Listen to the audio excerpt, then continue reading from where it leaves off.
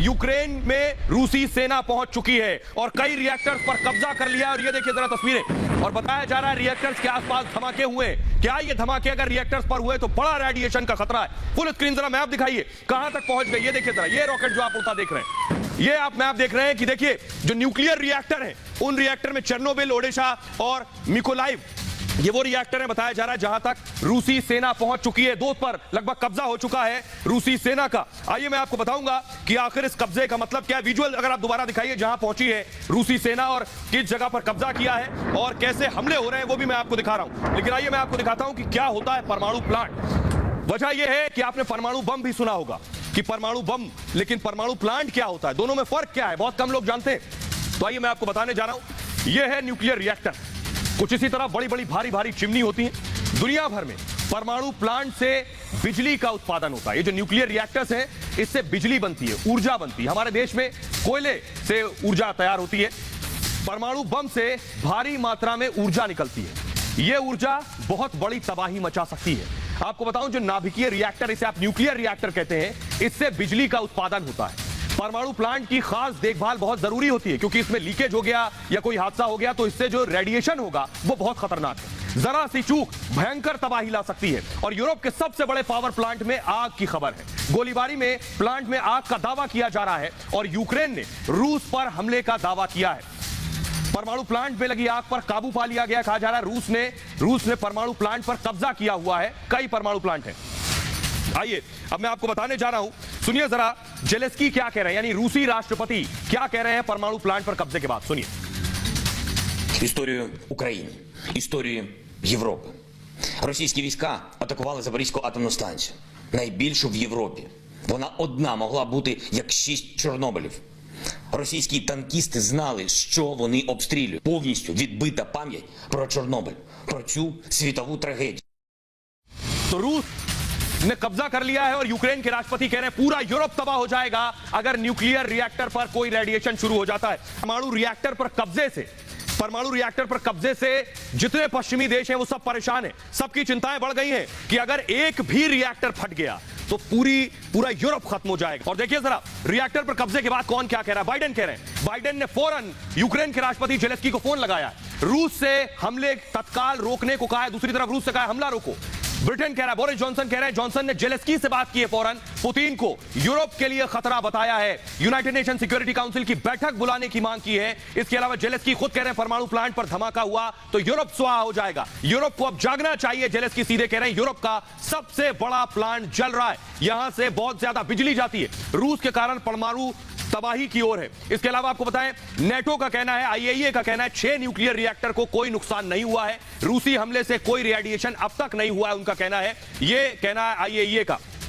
आइए मैं आपको बताने जा रहा हूं, लेकिन बड़ी खबर इस बीच यह है कि परमाणु प्लांट में आग पर रूस का बयान सामने आया है। यूक्रेन ने आग लगाई है। जी हां, बड़ी खबर आपको बता दें, परमाणु प्लांट में आग पर रूस का कहना है यूक्रेन ने आग लगाई है, आग उन्होंने नहीं लगाई है। रेडिएशन का आरोप लगाने की बात कही है। बड़ी खबर इस बीच आपको बता दूं, और उस बीच एक और बड़ी खबर आ रही है, परमाणु प्लांट पर हमले का नया वीडियो सामने आ गया है। परमाणु प्लांट पर जो हमला किया उसका नया वीडियो, यूक्रेन के परमाणु प्लांट पर यह हमला हुआ है। तस्वीरें मैं आपको दिखाने जा रहा हूं, ये देखिए जरा, धुआं निकल रहा है, ये आप देख रहे हैं। क्या ये एडमिनिस्ट्रेटिव डिपार्टमेंट था परमाणु प्लांट का? रिपब्लिक भारत पर एक्सक्लूसिव तस्वीर आप देख रहे हैं। ये न्यूक्लियर पावर प्लांट पर जो हमले हुए हैं उसके बाद की तस्वीरें हम आपको दिखा रहे हैं। रूस का कहना है कि कोई रेडिएशन नहीं हो रहा है, आईएईए भी ये कह रहा है, लेकिन उसका जो एडमिनिस्ट्रेटिव डिपार्टमेंट था उस पर भी कब्जा हुआ। क्या ये उसकी इमारत है? क्या रिएक्टर से जुड़ी हुई इमारत है जिस पर यह हमला हुआ, जिसके बाद आप देख रहे हैं धुआं निकल रहा है। अगर रिएक्टर पर किसी तरह का हमला हुआ, रेडिएशन शुरू हो गया तो बड़ी तबाही आ जाएगी। बड़ी तबाही न सिर्फ यूक्रेन के लिए बल्कि पश्चिमी देशों के लिए, यूरोपीय देशों के लिए बड़ी तबाही की स्थिति होगी। देखिए जरा न्यूक्लियर रिएक्टर की तस्वीरें मैं दिखा रहा हूं। हमले का पहला वीडियो आप देख रहे हैं, नया वीडियो आप इस वक्त देख रहे हैं। किस तरह देखिए आग लगी हुई है और न्यूक्लियर रिएक्टर पावर प्लांट की इमारत से आग निकल रही है, धुआं निकल रहा है, वो आप इस वक्त तस्वीरों में देख पा रहे हैं। आइए मैं आपको बताता हूं कि आखिर ये रिएक्शन, अगर एक भी रिएक्टर फट गया तो तबाही कितनी आएगी, आप अंदाजा नहीं लगा सकते। कितनी तबाही आएगी, कैसी तबाही आएगी, सब कुछ तबाह और बर्बाद हो जाएगा। देखिए जरा मैं आपको दिखाने जा रहा हूं, अगर एक बार धमाका हुआ तो कितना खतरनाक है ये धमाका। देखिए जरा, बहुत कम लोग जानते हैं परमाणु प्लांट में धमाका मतलब बड़ी तबाही, सैकड़ों एटम बम के बराबर तबाही होगी। सोचिए जरा, न्यूक्लियर रिएक्टर में लीकेज से विनाश आ जाएगा, विनाश।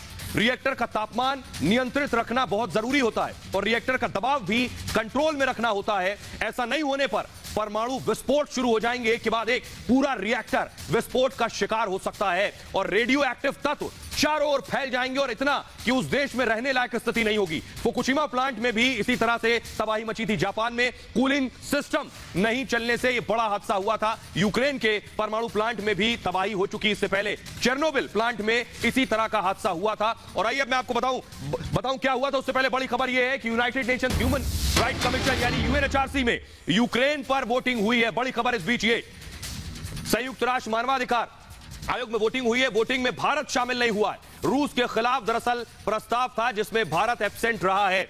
आइए मैं आपको बताने जा रहा हूं इससे पहले यूक्रेन में इस तरह की रिएक्टर की तबाही हो चुकी है। देखिए जरा, ये आप देख रहे हैं इस तरह का रिएक्टर था। चेरनोबिल का नाम सुना होगा इन दिनों आपने, वहां तबाही हुई थी और देखिए उसके बाद हुआ क्या। अभी कब हुआ था, सालों पहले, और आज भी हालात खराब है। देखिए जरा, हुआ यह था 1986 में, 1986 में यूक्रेन के चेरनोबिल में हादसा हुआ। अब तक का सबसे भयानक परमाणु हादसा इसे माना जाता है। नाभिकीय विखंडन की प्रक्रिया काबू से बाहर हो गई थी और चेरनोबिल, तब आपको बताऊं, सोवियत संघ का हिस्सा हुआ करता था ये यूक्रेन भी, और यूक्रेन का शहर चेरनोबिल भी। धमाके से रिएक्टर की छत उड़ गई थी, इतना बड़ा धमाका था। एक टेस्ट की तैयारी के दौरान ये दरअसल धमाका हुआ और मौके पर जो 32 लोग मौजूद थे वो 32 के 32 मर गए थे। रेडिएशन से हुई बीमारी में आपको बताऊं हजारों जानें चली गई, हजारों लोग मर गए, लाखों लोग पलायन को मजबूर हो गए थे उस दौरान। और आग पर काबू पाने में 9 दिन का वक्त लगा था। सोचिए जरा, 30 किलोमीटर इलाका इंसानों के लिए आज भी असुरक्षित माना जाता है और पर्यावरण पर 5 खरब खर्च किए गए उसके बाद से। और इस बीच बड़ी खबर यूरोपियन यूनियन की। पुतिन को चेतावनी, पुतिन को छेड़ा, पुतिन ने छेड़ा युद्ध। यूरोपियन यूनियन का कहना है पुतिन ही युद्ध रोके, यानी सीधे यूरोपियन यूनियन कह रहा है पुतिन ने इस युद्ध की शुरुआत की है, चेतावनी दे दी है यूने। पुतिन ने छेड़ा युद्ध और पुतिन ही अब इस युद्ध को रोके फौरन। और आइए आगे बढ़ते हैं और अब आपको बताते हैं रूस का ऑपरेशन कीव। रूस जैसे जैसे आगे बढ़ रहा है किस तरह से यूक्रेन में अब उसका ऑपरेशन है, तो कीव कैसे कीव तक पहुंच जाए, कैसे राजधानी तक पहुंच जाए। पहली तस्वीर में दिखा रहा हूं, देखिए जरा, कीव में इस तरह के सायरन बोल रहे हैं। आवाज सुनाइए जरा, ये राजधानी में आवाजें गूंज रही हैं, ये जोर के सायरन हो रहे हैं, ये आगाह कर रहे हैं कि कहीं से कभी भी किसी भी वक्त कोई मिसाइल अटैक, कोई हमला हो सकता है। राजधानी में लगातार इस तरह के सायरन बोल रहे हैं और लगातार जो लोग राजधानी के अंदर रूसी सेना नहीं घुस पा रही है वो किस तरह हमले कर रही है। अगली तस्वीर में दिखाऊंगा, ये देखिए जरा, ये आप देख रहे हैं, ये एलिगेटर हेलीकॉप्टर, ये देखिए जरा, घेरे में आप देख रहे हैं किस तरह रॉकेट से हमले कर रही है आसमान से। कहां जाकर रॉकेट गिर रहा है, किस इमारत पर रॉकेट जाकर गिर रहा है, कोई फर्क नहीं पड़ता रूस को, कम से कम इन तस्वीरों में ऐसा दिख रहा है। अगली तस्वीर दिखाइए जरा, ये रशिया के अटैक की एक और तस्वीर आप कीव की देख रहे हैं। कीव की सीमा के आसपास बताया जा रहा है रूसी सैनिक, ये भी कहा जा रहा है कि जो वहां तक नहीं पहुंचे वो बाहर से ही हमले कर रहे हैं। अगली तस्वीर दिखाऊं, कीव में लगातार बड़ी फायरिंग हो रही है, एम्बियंस के साथ दिखाइए, देखिए आग लग गई है। ये राजधानी की तस्वीर है, वो भी तस्वीर दिखाऊंगा कि राजधानी हुआ क्या करती थी और आज क्या हो गई है। देखिए, आइए मैं आपको बताने जा रहा हूं कि बड़ी खबर इस बीच ये है कि कीव में रेड अलर्ट का सायरन बज रहा है। जी हां, शुरू में जो मैंने आपको सुनवाया उस तरह के रेड अलर्ट का सायरन कीव में लगातार बज रहा है और नागरिकों को शेल्टर में जाने के आदेश दे दिए गए, फौरन छुप जाएं। कीव में फिर से मिसाइल हमला हो सकता है किसी भी वक्त। आइए मैं आपको जल्दी से मैप के जरिए बताने जा रहा हूं कीव कहां पर है और रूसी सेना कैसे बढ़ने की कोशिश कर रही है। देखिए, कीव आप देख रहे हैं, यह है कीव और रूसी सेना इस कीव तक पहुंचने की कोशिश कर रही है।